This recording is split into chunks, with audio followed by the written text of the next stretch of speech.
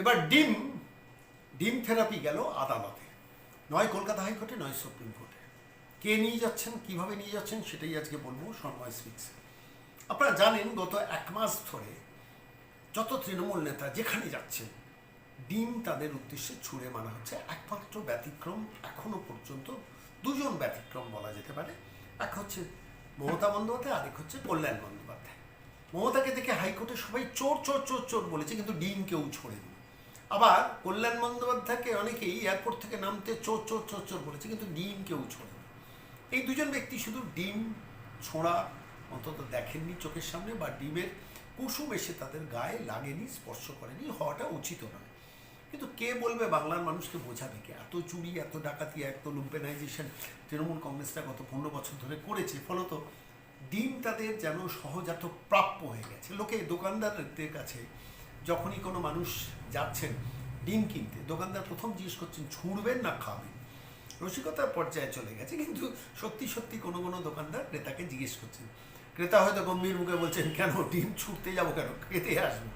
বলে বিশ্বাস নেই, বহু মানুষ ডিম ছোঁড়ার জন্য নিয়ে যাচ্ছেন, তাদের একটু পচা ডিম দিচ্ছে, কিন্তু দামটা বেশি। ভাবুন, যে ডিম আপনি ছুঁড়বেন সে ডিমের দাম বেশি। এইসব রঙ্গরসিকতা সোশ্যাল মিডিয়াতে চলছে। তার মধ্যে হঠাৎ একটা ভিডিও চোখে পড়লো, মহুয়া মৈত্র তার বোধহয় কৃষ্ণনগর আদালতে যাওয়ার কথা ছিল কোনো একটি নির্দিষ্ট মামলার প্রেক্ষিতে অ্যাপিয়ারেন্সের ব্যাপারে। হঠাৎ তিনি আবিষ্কার করেন যে ওই কৃষ্ণনগর আদালতে ডিম নিয়ে, টমেটো নিয়ে একদল লোক দাঁড়িয়ে আছে, এবং তিনি খবর পান, যা খবর সেটা হচ্ছে মহুয়া মৈত্রর দিকেই ডিমগুলো উড়ে আসবে, টমেটোগুলো উড়ে আসবে। ভাবুন সে দৃশ্য কি সাংঘাতিক! যে কইয়ে বইয়ে অন্তত সাংসদ হিসেবে তার পারফরমেন্স তো যথেষ্ট উচ্চমানের বলে লোকে, আমরা দেখেছি তার বক্তৃতাটা প্রচণ্ড সোচ্চারে তিনি বক্তব্য রাখেন। সারা ভারতবর্ষের সাংসদরা সেটা শোনেন, ভারতবর্ষের প্রধানমন্ত্রী, স্বরাষ্ট্রমন্ত্রী পর্যন্ত তার বক্তৃতার দিকে নজর রাখেন। সেই মহুয়া মৈত্র কিনা যখন কৃষ্ণনগর আদালতে ঢুকবেন, তার দিকে ডিম আর টমেটো ছুঁড়ে আসবে, আর সেই ডিম যখন তার গায়ে বর্ষিত হবে, সেটা তো খবর হবেই, ন্যাশনাল লেভেল কেন ইন্টারন্যাশনাল লেভেলে খবর হবে যে মহুয়া মৈত্র ইংরেজিটা ভালো বলে। সেই মহুয়া মৈত্রর দিকে নাকি ডিম চলে এলো, টমেটো চলে এলো। বেজায় চটেছেন, বেজায় রেগেছেন। যা দেখলাম সোশ্যাল মিডিয়াতে বলেছেন, আমি এই ডিমটা নিয়ে চলে যাব, আদালতে চলে যাব। আমার দিকে ডিম নিয়ে টার্গেট করছে। শেষ পর্যন্ত তিনি আদালতে যাবেন কিনা সেদিকে তো নজর থাকবে, কলকাতা হাইকোর্ট বা সুপ্রিম কোর্টে যাচ্ছেন কিনা। দেখুন, এরকম ডিম আমাদের দিকে ছুঁড়ে মারার চেষ্টা হচ্ছে, সেটা যেমন আমাদের নজর থাকবে, প্রশ্নটা অন্য জায়গায়। শেষ পর্যন্ত মানুষ আরও মজা লুটবে না তো? অর্থাৎ ডিম নিয়ে মহুয়া মৈত্র কোথাও যাচ্ছেন, আমি ডিম ছুঁড়লাম না, কিন্তু ডিম হাতে নিয়ে দাঁড়িয়ে রইলাম, চোটে রং হয়ে যাবেন মহুয়া মৈত্র। সেই পরিস্থিতিটার দিকে যাচ্ছে না। বাংলার রাজনীতি তখন মজা দেখার রাজনীতিটাও অনেকে পরিণত হয়েছে। অর্থাৎ তুমি এতদিন ধরে অত্যাচার করেছো, এতদিন ধরে ভোট লুট করেছো, এতদিন ধরে মিথ্যা কথা বলেছো, এবার একটু বাইরের থেকে অন্তত ডিমের কুসুমটা খাও, কিরম লাগে দেখো। এত অত্যাচারের মধ্যে আমাদের ফেলেছ। খুব ইন্টারেস্টিং পরিস্থিতি। মহুয়া মৈত্র শেষ পর্যন্ত কলকাতা হাইকোর্ট বা সুপ্রিম কোর্টে ডিম থেরাপি নিয়ে কোনো আইনজীবী অ্যাপয়েন্ট করেন কিনা সেদিকে নজর থাকবে। আর আপনাদের নজর থাকুক সন্ময় স্পিক্স। নমস্কার, আমি কৃষ্ণনগরের সাংসদ মহুয়া মৈত্র বলছি। এই মেসেজটা, এই ভিডিওটা আমাদের বিজেপির ছোট্ট ছোট্ট মহিলা কর্মীদের জন্য।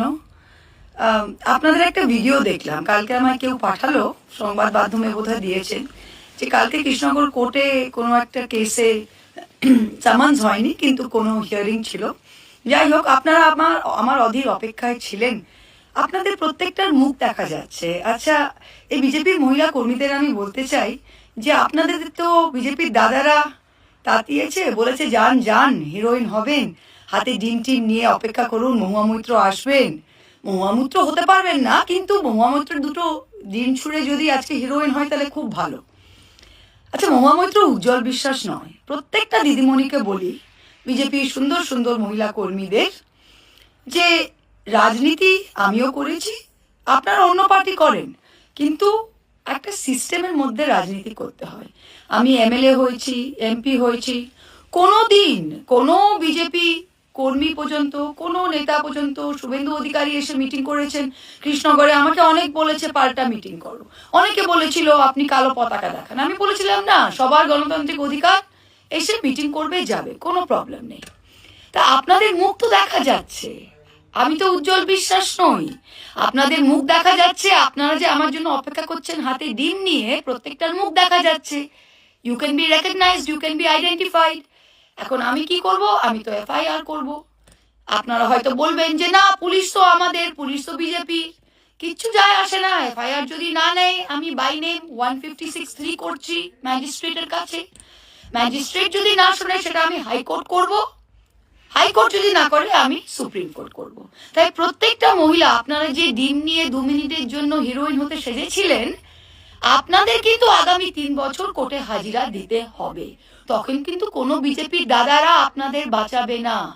আপনারা মধ্যবিত্ত শিক্ষিত পরিবারের, দেখে তো মনে হচ্ছে ভালো কাপড় জামা পরা, সুইটলি দাঁড়িয়ে আছেন। তাই আমিও আপনাদের ভালো চাই। তাই মহুয়া মৈত্র নির্বাচিত সাংসদ। মহুয়া মৈত্র কেবল কৃষ্ণনগরের 4টে ওয়ার্ডে জিতে আসেনি, মহুয়া মৈত্র পুরো কৃষ্ণনগর লোকসভা কেন্দ্র থেকে নির্বাচিত সাংসদ। বুঝতে পারলেন? 60,000 ভোটে লিড পেয়ে আমি এই কেন্দ্র থেকে জিতেছি। তাই 2029 অব্দি আমি এমপি আছি এবং আমি দাপটে সসম্মানে নিজের এলাকায় থাকি এবং থাকবো। তাই আপনারা যদি বিজেপি দাদাদের কথা শুনে ক্যামেরার উপরে নিজের মুখ দেখিয়ে ডিম নিয়ে দাঁড়িয়ে থাকেন, তাহলে আগামী দিনে 156(3)টাও আপনারা ফেস করবেন। আগামী দিনে হাইকোর্ট, সুপ্রিম কোর্টে হাজিরা দিতেও কিন্তু আপনাদের যেতে হবে। এই সুন্দর মিষ্টি কথাগুলো আপনাদের জানিয়ে রাখলাম। অনেক ধন্যবাদ। বাকিটা আপনারা বুঝে নেবেন। Thank you. নমস্কার, আমি কৃষ্ণনগরের সাংসদ মহুয়া মৈত্র বলছি। এই মেসেজটা, এই ভিডিওটা আমাদের বিজেপির ছোট্ট ছোট্ট মহিলা কর্মীদের জন্য। আপনাদের একটা ভিডিও দেখলাম, কালকে আমায় কেউ পাঠালো, সংবাদ মাধ্যমে বোধহয় দিয়েছেন, যে কালকে কৃষ্ণনগর কোর্টে কোনো একটা কেসে সামান্স হয়নি, কিন্তু কোনো হিয়ারিং ছিল।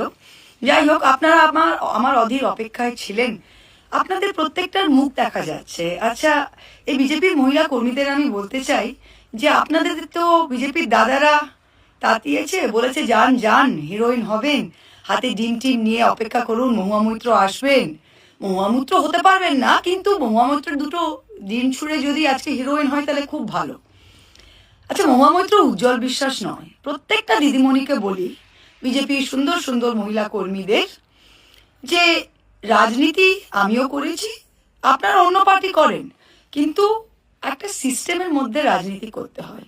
আমি এমএলএ হয়েছি, এমপি হয়েছি, কোনো দিন কোনো বিজেপি কর্মী পর্যন্ত, কোনো নেতা পর্যন্ত, শুভেন্দু অধিকারী এসে মিটিং করেছেন কৃষ্ণনগরে, আমাকে অনেক বলেছে পাল্টা মিটিং করো। অনেকে বলেছিল আপনি কালো পতাকা দেখান, আমি বলেছিলাম না, সবার গণতান্ত্রিক অধিকার, এসে মিটিং করবে, যাবে, কোনো প্রবলেম নেই। তা আপনাদের মুখ তো দেখা যাচ্ছে, আমি তো উজ্জ্বল বিশ্বাস নই। আপনাদের মুখ দেখা যাচ্ছে, আপনারা যে আমার জন্য অপেক্ষা করছেন হাতে ডিম নিয়ে, প্রত্যেকটার মুখ দেখা যাচ্ছে। You can be recognised, you can be identified. এখন আমি কি করব? আমি তো এফআইআর করব। আপনারা হয়তো বলবেন যে না, পুলিশ তো আমাদের, পুলিশ তো বিজেপি, কিচ্ছু যায় আসে না। এফআইআর যদি না নেয়, আমি বাই নেম 156(3) করছি ম্যাজিস্ট্রেটের কাছে। ম্যাজিস্ট্রেট যদি না শোনে, সেটা আমি হাইকোর্ট করব। হাইকোর্ট যদি না করে, আমি সুপ্রিম কোর্ট করব। তাই প্রত্যেকটা মহিলা, আপনারা যে ডিম নিয়ে 2 মিনিটের জন্য হিরোইন হতে সেজেছিলেন, আপনাদের কিন্তু আগামী 3 বছর কোর্টে হাজিরা দিতে হবে। তখন কিন্তু কোনো বিজেপির দাদারা আপনাদের বাঁচাবে না। আপনারা মধ্যবিত্ত শিক্ষিত পরিবারের, দেখে তো মনে হচ্ছে ভালো কাপড় জামা পরা, সুইটলি দাঁড়িয়ে আছেন। তাই আমিও আপনাদের ভালো চাই। তাই মহুয়া মৈত্র নির্বাচিত সাংসদ। মহুয়া মৈত্র কেবল কৃষ্ণনগরের 4টে ওয়ার্ডে জিতে আসেনি, মহুয়া মৈত্র পুরো কৃষ্ণনগর লোকসভা কেন্দ্র থেকে নির্বাচিত সাংসদ। বুঝতে পারলেন? 60,000 ভোটে লিড পেয়ে আমি এই কেন্দ্র থেকে জিতেছি। তাই 2029 অব্দি আমি এমপি আছি এবং আমি দাপটে সসম্মানে নিজের এলাকায় থাকি এবং থাকবো। তাই আপনারা যদি বিজেপি দাদাদের কথা শুনে ক্যামেরার উপরে নিজের মুখ দেখিয়ে ডিম নিয়ে দাঁড়িয়ে থাকেন, তাহলে আগামী দিনে 156(3)টাও আপনারা ফেস করবেন।